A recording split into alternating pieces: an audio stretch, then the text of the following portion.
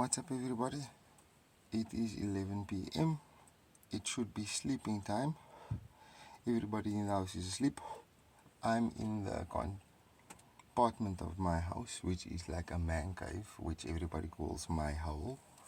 This is where I do everything stupid and I think up everything smart as well. So this is where it starts in the morning and this is where it ends at night. It is a endless fucking cycle. It's a tiring cycle. But anyways, let's get back to what happened since the last time I checked in. Right, since the last time I checked in, I have finished our library. Right, so now we have a library. My beautiful wife, she got scammed. She bought me the whole Game of Thrones collection, and some crook on Facebook Marketplace, they decided, you're a fool to pay me, I'm stealing your money.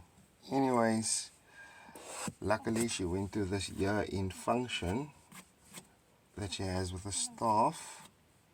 So today it was in the northern parts of the country, and one of the ladies was like, she reads the books and she actually has it, and she has kindly given it to me. So I will be starting to read the book, or rather I'll start reading the book tomorrow, hopefully.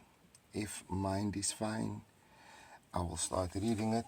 I probably won't start reading it properly. I'll probably just read the prologue and then thereafter give up. But the cool part is, you know how when you read books, I'm just rambling by the way, you know how you read books and then you watch the movie and then you think the movie or the series, it's just utter nonsense. Well, with Game of Thrones, I've watched the series. I've learned the lore, so it's gonna be quite interesting reading the book, seeing these characters through my own imagination, seeing what Benioff and Weiss done in the worst possible ways and in the best possible ways. Heck, for all you know, they made certain parts better, but let's get back to the right stuff. I'm just rambling. Picked up my wife by the airport. We had a lovely supper together. Unfortunately, my eldest daughter, she didn't feel like coming with. So we had a nice supper, me, my wife, and my 8-year-old. Nice little supper. Respecting each other's space, but still spending time with each other, which I think is going to be key to all of this, because obviously she also has healing to do, as do I, as do my children also, because obviously I have affected them. But all in all, day 2 journey has gone as per planned. Day 3, I'm expecting precipitated acute withdrawal syndrome, otherwise known as pause. What I do with this is, it's 11 o'clock now. I cannot take a tablet until tomorrow morning, 11 o'clock, and even so, that would probably still be too early. So I would probably have to ride it out for at least 18 hours. But here's the thing, guys. If you're going to do this, you need a plan, right? And what usually happens is, when you get the pause, the only way to stop that aggressive withdrawals is to actually get your hands on some goods, have it in you, and you will be better. And then the next day you can take your Suboxone and you'll be fine. So generally, that is what you want. You want to like back yourself up in some sort of manner, so that you don't need to go through that pause so bad. So you will still get aggressive sweats and everything, and you take that sweats, and you take the first vomit, and only thereafter you crawl to wherever and you take that shot of whatever you need, and it should balance you out, right? But this isn't a course on how to manipulate coming clean for a little bit. This is more me trying to tell you guys how I am gonna try and deal with this. What I did do today is this morning after I dropped my wife by the airport, I had to take the children to school. The little one said, "Hey Dad, let's watch Trolls." And I was like, you know what? This child has had a couple of rough days. I done the irresponsible things and I told her, let's just watch Trolls. We can go a little bit late to school. Anyways, while we were watching Trolls, she had something to eat. Her belly was full. Her throat was wet. She had drinks, everything. She was, and yeah, in South Africa, drinks is just, soda or juice. That's what we call drinks over here in South Africa. What's weird is I'm Muslim, and I don't drink because drinking is haram. I don't smoke weed because smoking weed is haram.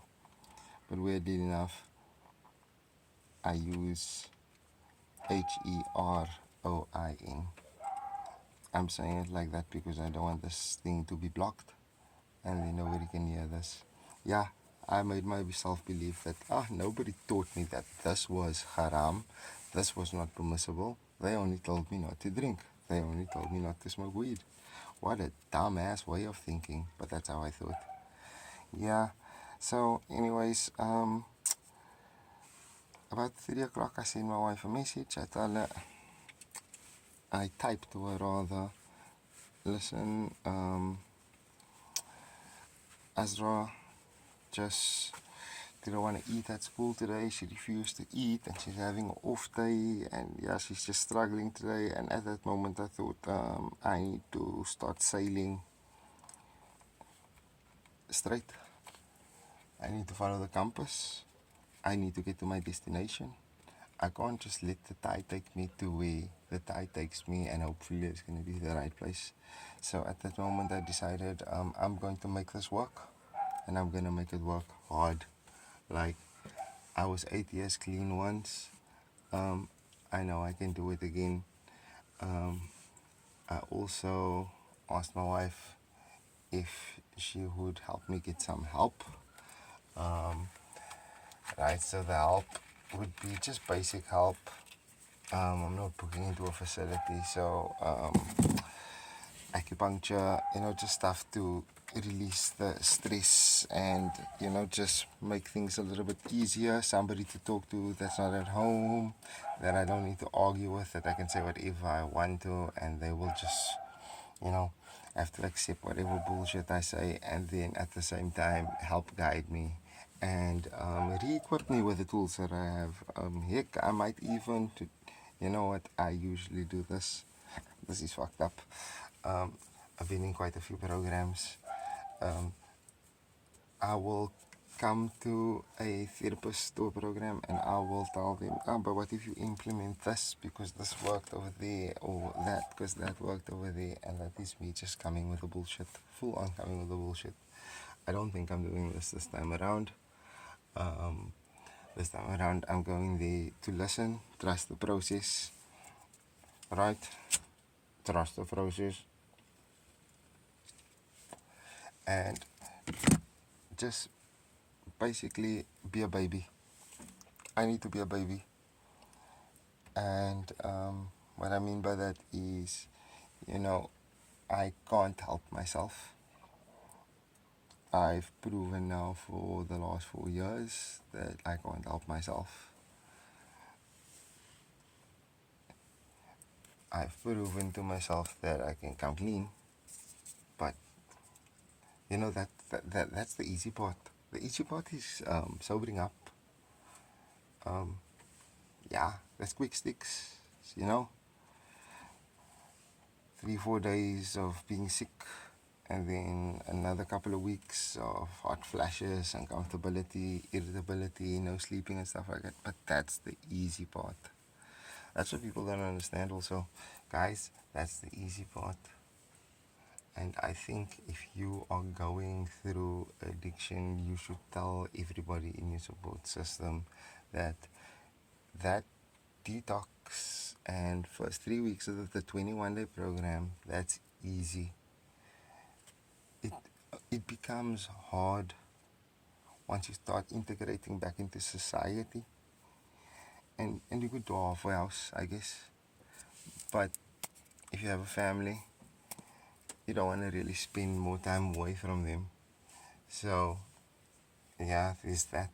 They always say you should do this for yourself. You should be selfish and just heal. But that's also bullshit, because what you're doing is you are, I'm making air quotes, you are making yourself better. But guess what? Everybody at home is struggling. They're wondering, are you okay? Your little ones are wondering, where you? Did you run away? There's all sorts of things that come into play. So it's not as simple as booking in, staying in, doing secondary, doing a halfway house. Fuck it, I'm not gonna name drop people because, yeah, I've been in the best facilities. So I've been with some really, um, as they would call, Sigma males. And they go through all of the processes. What the fuck am I talking about? This is bullshit. What I'm trying to say is, somebody with all the money in the world even struggles because it's just hard.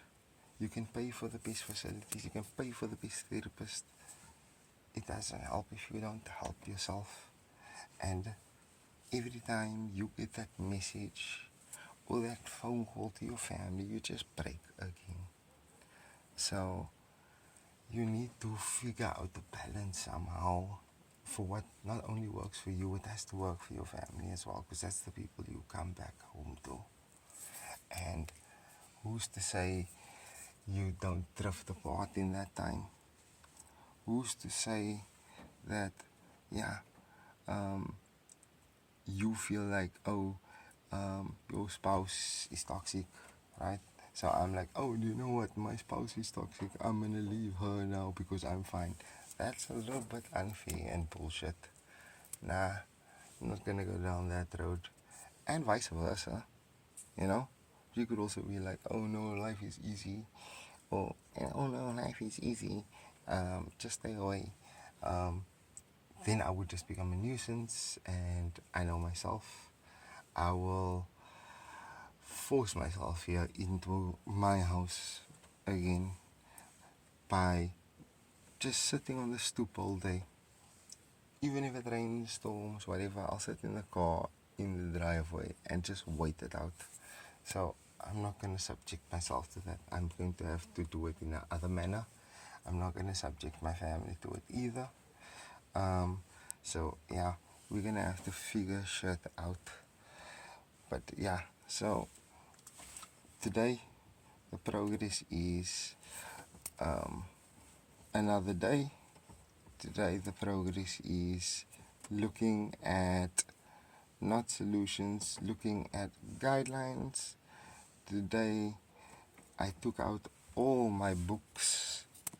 Yep, I got a lot of books. I'm gonna read the letters I wrote to everybody. Then I'm gonna tell myself, wow, all that was sincere from the heart, but it's bullshit because you done it anyway again. I'm gonna read the letters that I've been getting also while in facilities so that I can hear their pain again, because I feel it's important to see this. It's important to hear this so that you can know, right, you are affecting these people, not these people, because fuck these people. You are affecting your immediate family in this manner. Yeah, fuck these people. That's also important. You have to also be fuck these people. Anybody negative, fuck them. Unless they're positive, fuck them. Anybody who tells you anything that is going to trigger you or upset you for a stupid reason, stay away from those people. Try and just, stay around the good, stay around the recovering. You know what I mean? Even if you fucking have to fake it until you make it, that is a way of actually That's a program in its own. Fake it till you make it. I don't know if you heard about it, but that can be done. Just go around pretending that you are the bee's knees. You know, you're the one who gets the cream, and eventually you manifest it and it comes through. But yeah, I've been blabbering now for 15 minutes. Guys, I am going to go read the prologue, probably fall asleep in this lovely lazy boy that is in my or our new library. Maybe I'll even give you a quick tour of the library in a short, but it's fucking amazing. Um, yeah, um, I'm not a carpenter, I'm not a cabinet maker, but what I am is I'm a capable person, and yeah, I think I'm gifted in that ways, in just doing shit. But at the same time, I am cursed with this burden of failure. Fuck it, I said that wrong also. Doesn't fucking matter. I'm fucking detoxing, yo. I can say whatever I want. I just want everybody to know that there's gonna be moments where you're gonna blabber, where you're gonna say shit, where you're gonna say shit you don't mean. But at the same time, try not to say shit you don't mean. Try and be as nice as possible. Because guess what? Everybody's trying to help you. You're not helping anybody. So be nice to the people, right? Be nice to your spouse. If your spouse decides, fuck this, I can't take this anymore, and your spouse decides to give you a fucking smack, take that smack like the fucking man that you are, and say, you know what, I probably deserve it. Don't react. You deserve that bullshit. You deserved it. Hey? If you get embarrassed in front of everybody in the world, got told off in front of everybody, accept that you brought it upon yourself. And you know what? Do not blame your spouse for her behavior. She can go and she can say, oh no, I reacted in so and so way, but that's up to her to decide, not you. So all you can do is try and be the best version of yourself and do the best you can. Guys, I know it's just a blank black screen, but that's the purpose of it, just being a black screen, because what is it? It's darkness.